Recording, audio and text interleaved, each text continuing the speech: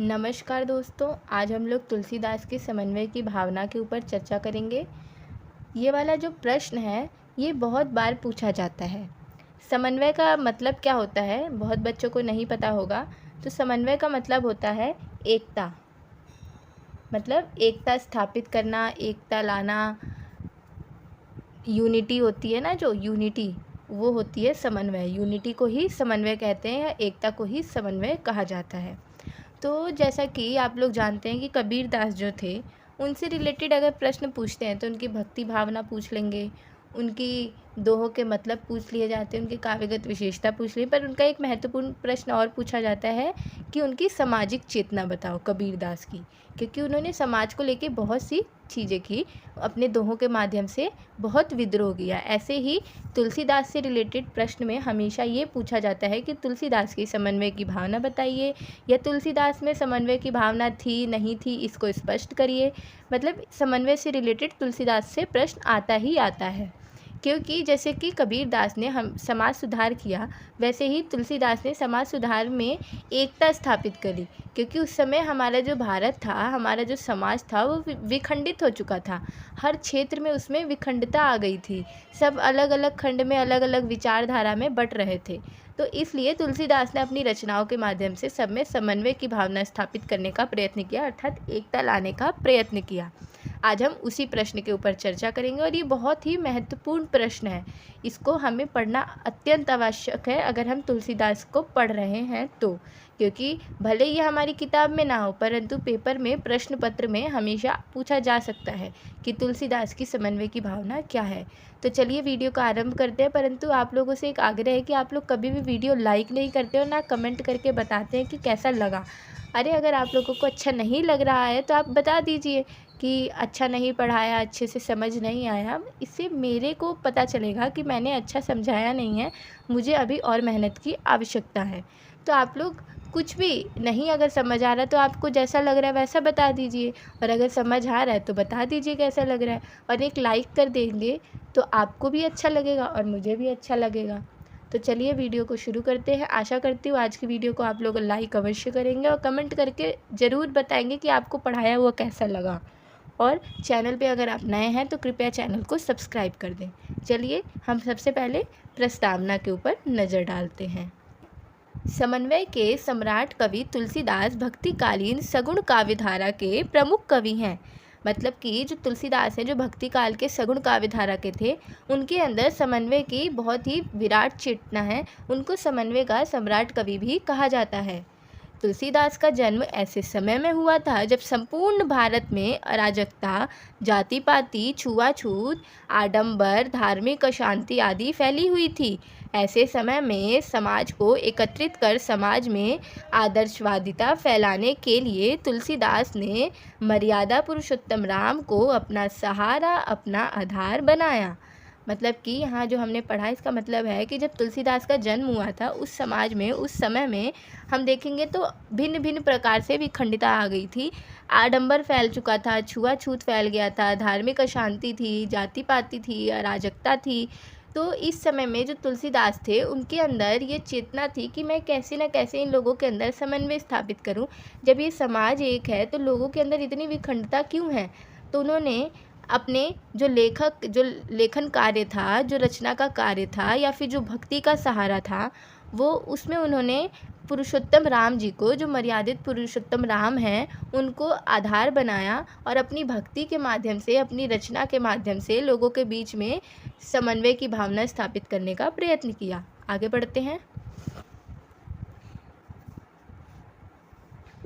समाज के हर क्षेत्र में फैली भिन्नता को समन्वित करने का प्रयास किया और लोक भिन्नता को समन्वित करने का प्रयास किया और लोक रक्षक बने। जैसा कि अभी मैंने आपको बताया कि मर्यादित पुरुषोत्तम राम जी को आधार बनाकर उन्होंने समाज के हर क्षेत्र में जो फैली भिन्नता थी, विभिन्नता थी, उसमें उसको समन्वित किया। मतलब उसके अंदर एकता लाने का प्रयत्न किया और लोक रक्षक के रूप में उभर कर तुलसीदास सामने आए। अब हम इनकी एक एक पॉइंट के माध्यम से इनकी समन्वय की भावना को स्थापित जो इन्होंने किया है, उस समन्वय की भावना को पढ़ेंगे कि उन्होंने अलग अलग क्षेत्र में क्या क्या कार्य किया, जैसे कि भक्ति के क्षेत्र में क्या किया, पारिवारिक क्षेत्र में कैसे समन्वय स्थापित किया, सामाजिक क्षेत्र में कैसे समन्वय स्थापित किया। हम इसको भिन्न भिन्न बिंदुओं के माध्यम से समझने का प्रयत्न करेंगे। तो चलिए पहले बिंदु को देखते हैं, भक्ति और ज्ञान का समन्वय। तुलसीदास जिस परिवेश में जन्मे थे, उस समय ज्ञानियों एवं भक्तों में बड़ा वाद विवाद चल रहा था। हर कोई अपने को श्रेष्ठ मान रहा था। उस समय तुलसीदास इनके बीच समन्वय स्थापित करने के लिए कहते हैं, ज्ञान के बिना भक्ति अधूरी है और अज्ञानता में ईश्वर भक्ति नहीं की जा सकती। मतलब कि उस समय आप देखेंगे तो भक्ति के माध्यम में ही लोगों के अंदर इतनी भिन्नता आ चुकी थी। लोग अपने माध्यम को, जैसे सगुण भक्ति थी, निर्गुण भक्ति थी, या फिर अन्य अन्य प्रकार की जो भक्ति थी, या जो ज़्यादा ही ज्ञानी लोग बनते थे, जो पुजारी बनते थे, उन सब के अंदर ना भिन्नता आ गई थी। वो कभी भी एकता लेकर नहीं चल रहे थे, अपने आप को श्रेष्ठ बता रहे थे। तो आप लोगों को पता है, अगर आपके अंदर असली बुद्धि है, अगर असली विद्या आपने प्राप्त की है, तो आप कभी भी घमंडी नहीं बनेंगे, कभी भी अपने आप को श्रेष्ठ नहीं समझेंगे। हमेशा सदाचार का भाव रखेंगे, समन्वय का भाव रखेंगे, एकता का भाव रखेंगे, हमेशा सामने वाले को कभी नीचा नहीं दिखाएंगे। ये चीज़ पता चलती है कि आपके अंदर विद्या है या नहीं है, क्योंकि विद्या का अर्थ ही यही है कि हमारी विवेक बुद्धि हो जाती है। हम किसी के साथ ऊंच नीच का कोई फासला नहीं रखते हैं। परंतु उस समय ये सब चल रहा था। तो जो तुलसीदास जी थे, उन्होंने ये लाइन बोलकर सबको बोला कि इस चीज़ में हमें एकता लानी पड़ेगी, समन्वय लाना पड़ेगा। तो उनकी ये लाइन थी कि ज्ञान के बिना भक्ति अधूरी है। मतलब आपके अंदर ज्ञान नहीं है तो भक्ति क्या करेंगे आप, भक्ति अधूरी है आपकी। और अज्ञानता में ईश्वर भक्ति नहीं की जा सकती। अगर अज्ञानता है तो आप ईश्वर की भक्ति मत करो, आप नहीं कर सकते हो। तो इस माध्यम से उन्होंने बहुत ही कटु व्यंग किया और लोगों के अंदर एकता लाने के प्रयत्न किया। दूसरा बिंदु देखते हैं, धार्मिक क्षेत्र में समन्वय।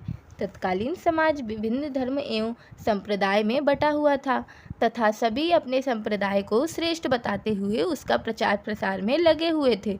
ऐसे धार्मिक परिवेश में तुलसीदास ने निम्नलिखित संप्रदायों के बीच समन्वय स्थापित करने का प्रयत्न किया। मतलब कि आपको पता है कि उस समय बहुत सारे भिन्न भिन्न प्रकार के जो संप्रदाय थे वो फैले हुए थे। राधा वल्लभ संप्रदाय, वैष्णव संप्रदाय, शैव संप्रदाय, ऐसे बहुत प्रकार के संप्रदाय फैले हुए थे और वो सारे ना अपने आप को श्रेष्ठ बताते थे। अब जैसे मैं हूँ, मैं बोल दूँ कि मैं श्रेष्ठ हूँ, पर ऐसा नहीं करना चाहिए। अगर मैं श्रेष्ठ हूँ ना, तो मैं अपने साथ वाले को भी अपने साथ लेके चलूँगी, कभी उसको नीचे नहीं दिखाऊंगी। तो ये चीज़ गलत थी और ये चीज़ तुलसीदास समझ चुके थे।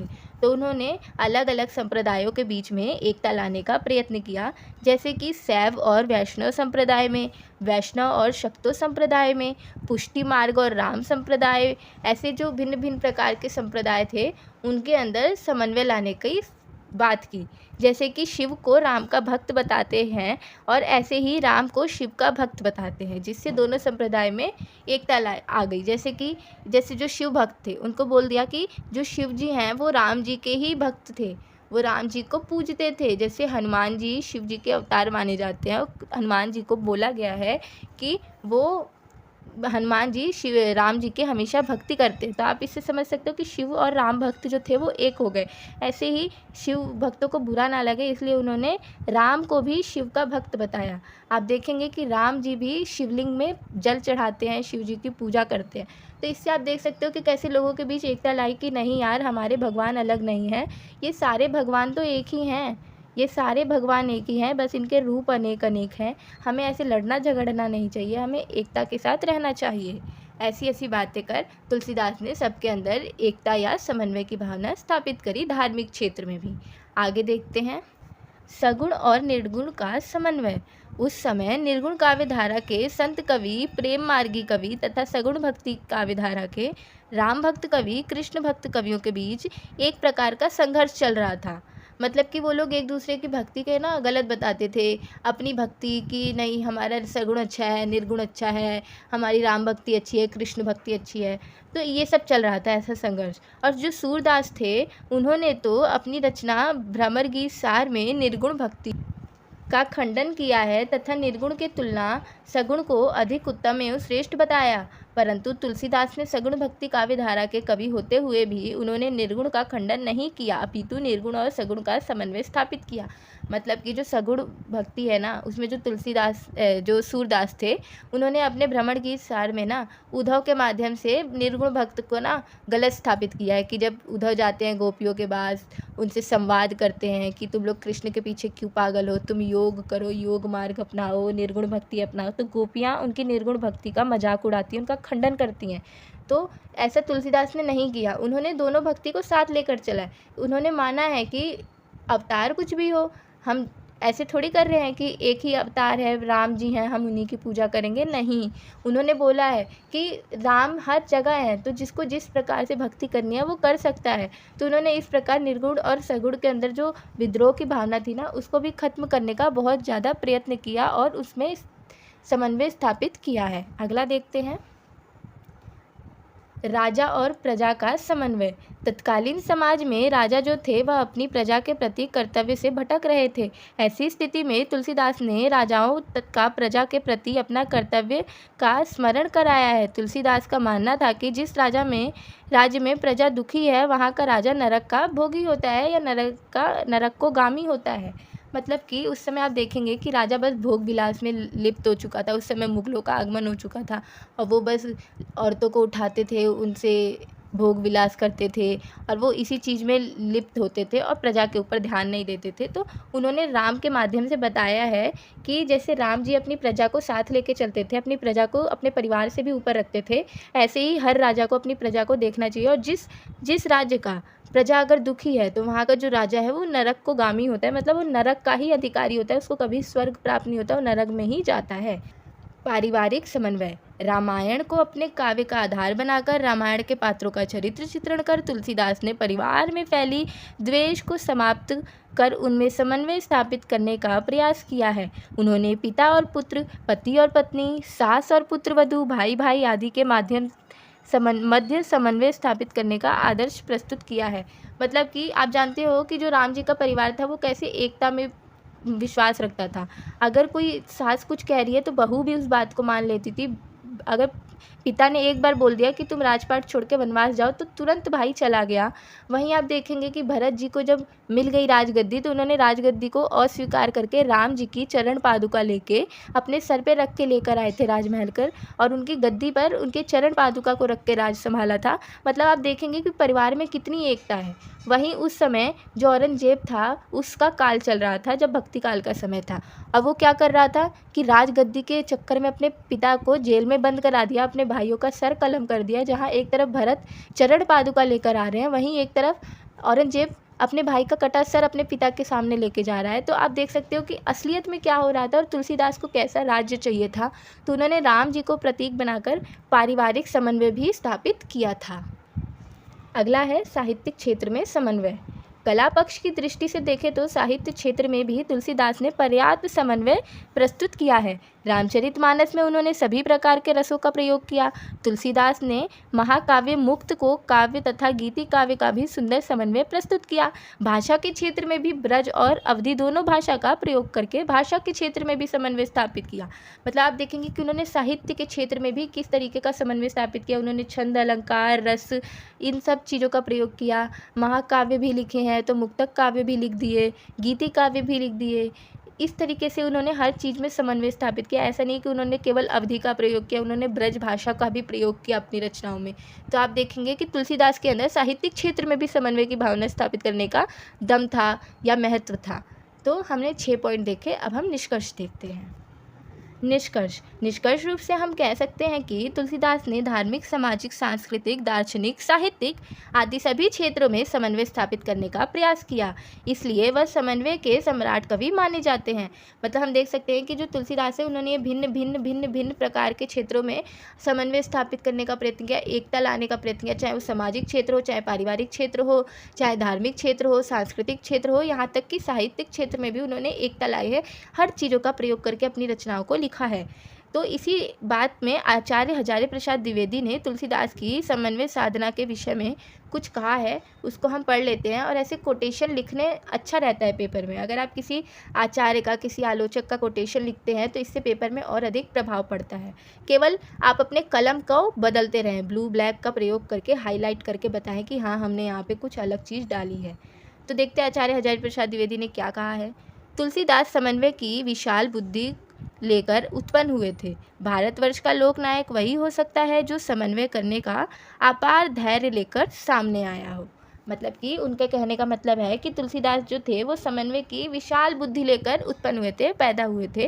और वो कह रहे हैं कि भारतवर्ष का असली लोकनायक वही हो सकता है जिसके अंदर समन्वय स्थापित करने का धैर्य हो। क्योंकि ऐसा तो है नहीं कि आपने बोल दिया भाई एक हो जाओ तो सारे एक हो जाएंगे, है ना। नहीं होता, हमें धैर्य रखना होता है, अपनी धीरे धीरे बातों को फैलाना होता है, प्रचार प्रसार करना होता है, कि लोगों को समझाना होता है। तो उसी प्रकार अपने जीवन काल में तुलसीदास ने ऐसा बहुत ही महत्वपूर्ण कार्य किया, जिसको लेके हजारी प्रसाद द्विवेदी ने उनकी तारीफ़ की है। इसको याद कर लीजिएगा। और मैं आशा करती हूँ कि मैंने बहुत ही सरल शब्दों में ये चीज़ आपको समझाने का प्रयत्न किया है। इसमें कोई कठिन शब्द नहीं है, कोई ऐसी संस्कृतनिष्ठ शब्द नहीं मैंने यूज़ किए हैं, और समझाया भी मैंने बहुत ही आसान तरीके से है, बोलचाल की भाषा में है। तो आशा करती हूँ आपको वीडियो पसंद आई होगी, और पसंद आई है तो कृपया वीडियो को लाइक करें, अपने दोस्तों के साथ शेयर करें। मेरा आप लोगों से आग्रह है, हाथ जोड़ के निवेदन है। कृपया कमेंट करके अवश्य बताएं कि मेरा पढ़ाया अच्छा लगा, नहीं लगा, कुछ भी कमी हो, कुछ भी, तो आप उसको मेरे से साझा कर सकते हैं। और आप लोगों को ये उतारना हो तो या तो वीडियो को रोक के आप स्क्रीनशॉट ले लीजिए, या फिर आप वीडियो को दोबारा प्ले करके नोट्स बना सकते हैं। धन्यवाद, मिलते हैं अगली वीडियो के साथ।